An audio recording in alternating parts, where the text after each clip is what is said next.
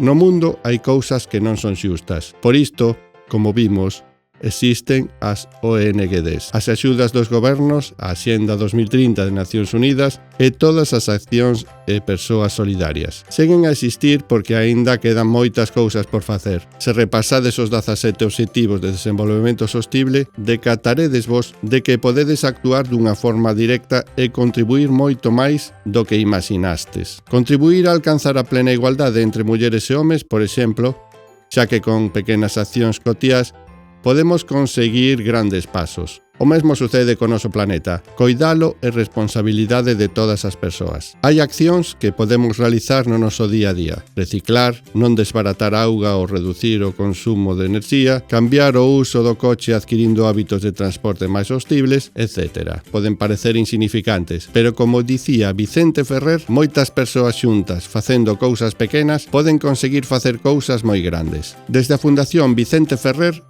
puxemos en marcha a iniciativa Escolas Solidarias. O obxectivo é poñer en marcha a nosa solidariedade a través de iniciativas que nos permitan recadar diñeiro para unha causa común. Por exemplo, sabíades que coa compra dunha bicicleta podemos conseguir que unha nena ou un neno non abandonen os seus estudos de secundaria? Poderíades intuir por qué? Moitas nenas e nenos que viven en comunidades rurais non teñen un fácil acceso ao centro de secundaria que a Cotío se encontra entre 4 e 7 km de distancia do seu fogar. Para moitas familias que non poden pagar un transporte privado ou público para desplazarse, camiñar é a única solución. Pero o camiño é longo e o tempo que se inviste no desplazamento é moito. Ademais, os camiños, que son moi pouco concorridos e escuros, poden ser perigosos, sobre todo para as mozas. Por estes e outros motivos, moitas familias deciden que as súas fillas ou fillos abandonen os seus estudos. Mais unha bicicleta permite que se despracen con maior rapidez e seguridade, porque evita que fagan andando o percorrido